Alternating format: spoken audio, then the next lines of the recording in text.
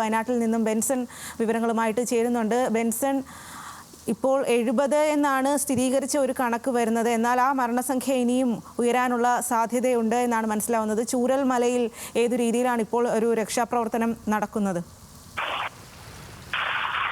സൂചിപ്പിച്ചതുപോലെ തന്നെ ചൂരൽമലയിൽ ആദ്യഘട്ടത്തിലേതുപോലെ തന്നെ രക്ഷാപ്രവർത്തനം പുരോഗമിക്കുന്നുണ്ട്. പക്ഷെ ഇപ്പോഴും നമ്മളെ ആശങ്കപ്പെടുത്തുന്ന കാര്യം എന്നത് മറുഭാഗത്ത് ഇപ്പോഴും കൃത്യമായിട്ടും രക്ഷാപ്രവർത്തനം നടക്കുന്നില്ല എന്നത് തന്നെയാണ്. കാരണം ഇപ്പോൾ സമയം ഏകദേശം 3:15 അടുക്കുന്നു. അല്പസമയം കൂടി കഴിഞ്ഞു കഴിഞ്ഞാൽ നേരം ഇരുട്ടാകും. രാത്രിയായി കഴിഞ്ഞു കഴിഞ്ഞാൽ ഈ പ്രദേശങ്ങളിലെ രക്ഷാപ്രവർത്തനം എത്രത്തോളം കാര്യക്ഷമമായി നടത്താൻ സാധിക്കുമെന്നതിനെ പറ്റി ഒരു ആശങ്ക ഈ പ്രദേശവാസികളായിട്ടുള്ള ആളുകൾ പങ്കുവെക്കുന്നുണ്ട്. കാരണം ചൂരൽമലയിൽ രാവിലെ മുതൽക്കേ തന്നെ, അല്ലെങ്കിൽ അപകടം നടന്ന ആദ്യഘട്ടം മുതൽക്കേ തന്നെ കൃത്യമായി രക്ഷാപ്രവർത്തനം ഏകോപിപ്പിക്കാനും ആളുകളെ കണ്ടെത്താനും ആളുകളെ സുരക്ഷിത സ്ഥാനത്തേക്ക് മാറ്റാനും സാധിച്ചിട്ടുണ്ട്. നിലവിൽ ഇപ്പോൾ അവിടെ ഈ വീടുകൾക്കുള്ളിലോ അല്ലെങ്കിൽ മണ്ണിൽ പുതഞ്ഞോ കിടക്കുന്ന മൃതശരീരങ്ങൾ കണ്ടെത്താനുള്ള തിരച്ചിലാണ് നിലവിൽ ഇപ്പോൾ അവിടെ ചൂരൽമലയിൽ നടക്കുന്നത്. ആ രീതിയിലുള്ള രക്ഷാപ്രവർത്തനമാണ് ചൂരൽമലയിൽ നടക്കുന്നത്. എന്നാൽ മുണ്ടകൈ ഭാഗത്ത് ഇതുവരെയും രക്ഷാപ്രവർത്തനം ഏത് രീതിയിൽ എന്നതിനെ പോലും ഒരു വ്യക്തത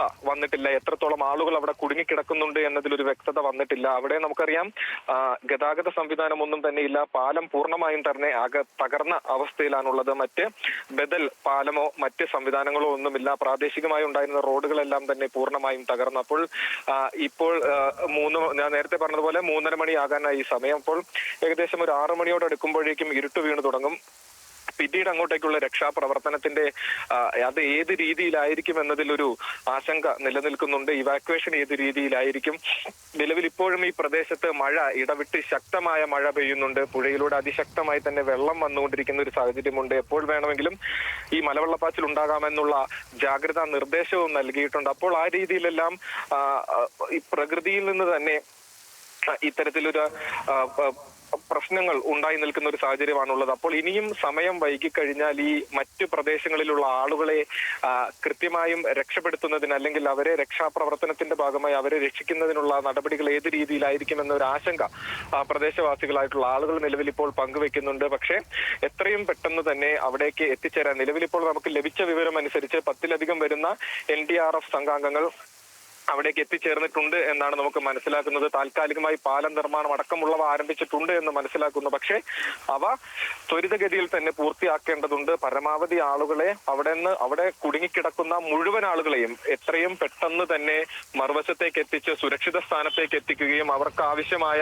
എല്ലാ വൈദ്യസഹായവും ലഭ്യമാക്കേണ്ടതുണ്ട്. അപ്പോൾ ഇനി വളരെ കുറഞ്ഞ സമയം മാത്രമേ ഇന്നിനി ബാക്കിയുള്ളൂ. രാത്രിയിലെ രക്ഷാപ്രവർത്തനം എത്രത്തോളം പ്രായോഗികമായിരിക്കും, അത് എത്രത്തോളം ഫലവത്തായിരിക്കും എന്നതിനെ പറ്റിയെല്ലാം വലിയ ആശങ്ക നിലനിൽക്കുമ്പോൾ എത്രയും പെട്ടെന്ന് അവിടെ കുടുങ്ങിക്കിടക്കുന്ന മറ്റാളുകളെ രക്ഷിക്കാനുള്ള നടപടികൾ ഉണ്ടാവണമെന്നാണ് ആളുകൾ പറയുന്നത്. നിലവിൽ ഇപ്പോൾ നേരത്തെ സൂചിപ്പിച്ചതുപോലെ തന്നെ ചൂരൽമലയിൽ കാര്യമായ രക്ഷാപ്രവർത്തനം തന്നെ പുരോഗമിക്കുന്നുണ്ട്. അവിടെയും ഈ പറഞ്ഞതുപോലെ തന്നെ പ്രതികൂല കാലാവസ്ഥ ഉണ്ടെങ്കിൽ പോലും ആളുകളെ കണ്ടെത്താനുള്ള തിരച്ചിൽ പുരോഗമിക്കുന്നുണ്ട്. നമുക്കറിയാം 12 മണിക്കൂറിന് ശേഷവും അവിടെ നിന്നും ആ മണ്ണിനടിയിൽ നിന്നും മണ്ണിൽ പുതഞ്ഞ നിലയിൽ ജീവനോടെ ആളുകളെ പുറത്തെത്തിക്കാനും അവരെ ആശുപത്രിയിലേക്ക് മാറ്റാനും സാധിച്ചു. നമ്മളവിടെ റിപ്പോർട്ടിങ്ങിന്റെ ഭാഗമായി അവിടെ നിൽക്കുമ്പോൾ, അല്ലെങ്കിൽ ദൃശ്യങ്ങൾ പകർത്തിക്കൊണ്ട് നിൽക്കുമ്പോൾ അത്തരത്തിൽ ആളുകളെ രക്ഷിച്ചുകൊണ്ട് പോകുന്ന കാഴ്ച നമുക്ക് കാണാൻ സാധിച്ചിട്ടുണ്ടായിരുന്നു. കുട്ടികളെ അടക്കം രക്ഷിക്കുന്ന കാഴ്ച നമുക്ക് അവിടുന്ന് കാണാൻ സാധിച്ചിട്ടുണ്ടായിരുന്നു. അപ്പോൾ ഇപ്പോഴും വൈകിയിട്ടില്ല. രക്ഷാപ്രവർത്തനം കൂടുതൽ ഏകോപിപ്പിച്ച് കൂടുതൽ കാര്യക്ഷമമായി നടത്തിയാൽ അവിടെയുള്ള ആളുകളെ എല്ലാവരെയും രക്ഷപ്പെടുത്താൻ സാധിക്കും. അവരെ എല്ലാവരെയും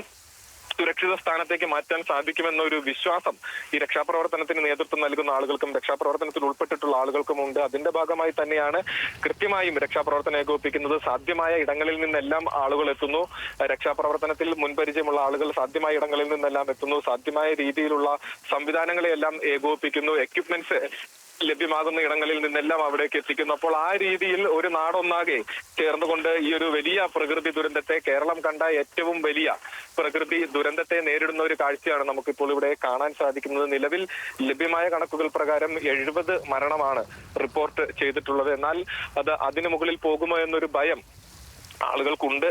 കാരണം അത്രത്തോളം വലുതാണ് അവിടെ സംഭവിച്ചിട്ടുള്ള ആ ഒരു അപകടം എന്ന് പറയുന്നത്. ആ ഒരു മണ്ണിടിച്ചിൽ അല്ലെങ്കിൽ ആ മണ്ണിടിച്ചിൽ എന്ന് പറയുന്നത് അത്രത്തോളം വലുതാണ്. കാരണം നമുക്ക് ആ ദൃശ്യങ്ങളിൽ നിന്ന് തന്നെ വ്യക്തമാണ് എത്രത്തോളം ഏരിയയിലാണ് അല്ലെങ്കിൽ എത്ര ഏക്കറുകളോളം പരന്നു കിടക്കുന്ന പ്രദേശത്തെയാണ് ആ ഒരു മണ്ണിടിച്ചിൽ ബാധിച്ചിട്ടുള്ളത് അല്ലെങ്കിൽ ഉരുൾപൊട്ടൽ ബാധിച്ചിട്ടുള്ളത് എന്ന് നമുക്ക് ആ ദൃശ്യങ്ങളിൽ നിന്ന് തന്നെ വ്യക്തമാണ്.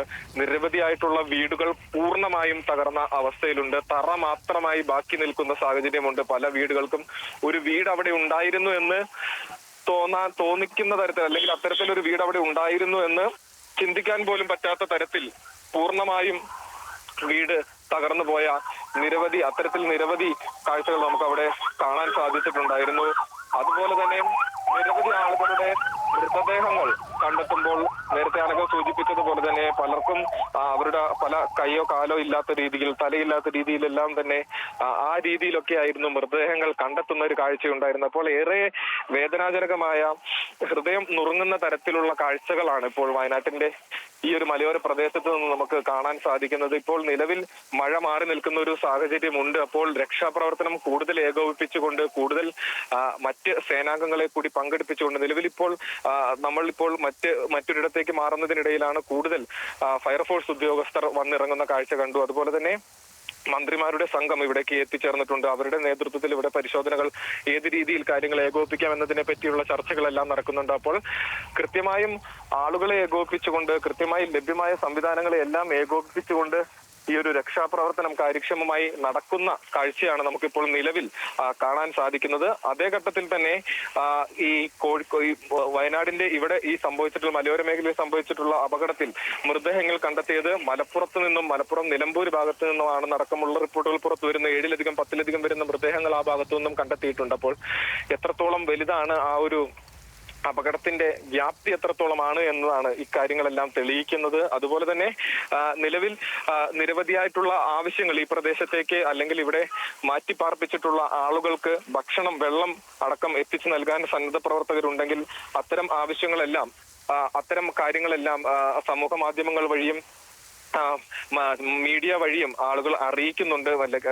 അപ്പോൾ അത്തരത്തിൽ സന്നദ്ധ പ്രവർത്തനത്തിൽ പങ്കാളികളാകാൻ താല്പര്യമുള്ള ആളുകൾ ആ രീതിയിലെങ്കിലും ഈ ഒരു രക്ഷാപ്രവർത്തനത്തിൽ അല്ലെങ്കിൽ സന്നദ്ധ പ്രവർത്തനത്തിൽ പങ്കാളികളാകണമെന്ന അറിയിപ്പ് ലഭിച്ചിട്ടുണ്ട്. അതുപോലെ തന്നെ ബ്ലഡ് ചികിത്സയ്ക്കായി ആശുപത്രിയിൽ എത്തിച്ച ആളുകൾക്ക് രക്തം ആവശ്യമായിട്ടുള്ളതുണ്ട്. അപ്പോൾ ആ രീതിയിൽ സഹായിക്കാൻ കഴിയുന്ന ആളുകൾ ആ രീതിയിൽ സഹായിക്കണം എന്നിങ്ങനെ തരത്തിലുള്ള ആവശ്യങ്ങളെല്ലാം ഈ പ്രദേശത്ത് നിന്ന് ഉയർന്നു വരുന്നുണ്ട്. അപ്പോൾ ഇക്കാര്യങ്ങളിലെല്ലാം ഒരു ശ്രദ്ധ കേന്ദ്രീകരിച്ചുകൊണ്ട് കൃത്യമായിട്ടുള്ള രീതിയിൽ ഈ രക്ഷാപ്രവർത്തനം ഏകോപിപ്പിച്ചു കഴിഞ്ഞാൽ കൂടുതൽ കാഷ്വാലിറ്റികൾ ഇല്ലാതെ കൂടുതൽ മരണങ്ങൾ ഇല്ലാതെ ഈ ഒരു പ്രതിസന്ധിയെ തരണം ചെയ്യാൻ സാധിക്കുമെന്നൊരു പ്രതീക്ഷയിൽ തന്നെയാണ് നാം എല്ലാവരും ഉള്ളത്. നിലവിൽ സൂചിപ്പിച്ചതുപോലെ സമയം വൈകുന്നു എന്നൊരു പ്രതിസന്ധി അവിടെ നിലനിൽക്കുന്നുണ്ട്. ഒരു ഭാഗത്ത് നിരവധി ആളുകൾ 400-ലധികം വരുന്ന ആളുകൾ ഒരു ഭാഗത്ത് കുടുങ്ങിക്കിടക്കുന്നു. ഇപ്പോൾ ഏകദേശം 12-13 മണിക്കൂറിലധികമായി ഈ ഒരു അപകടം നടന്നു കഴിഞ്ഞിട്ട്. അപ്പോൾ അത്രയും ആളുകൾക്ക് അവിടെ അതിൽ പരിക്കേറ്റിട്ടുള്ള ആളുകൾ ഉണ്ടായിരിക്കാം, രോഗികളായിട്ടുള്ള ആളുകൾ ഉണ്ടായിരിക്കാം, പ്രായമായ ആളുകൾ ഉണ്ടായിരിക്കാം, കുട്ടികൾ ഉണ്ടായിരിക്കാം. അപ്പോൾ ഇത്രയും ആളുകൾ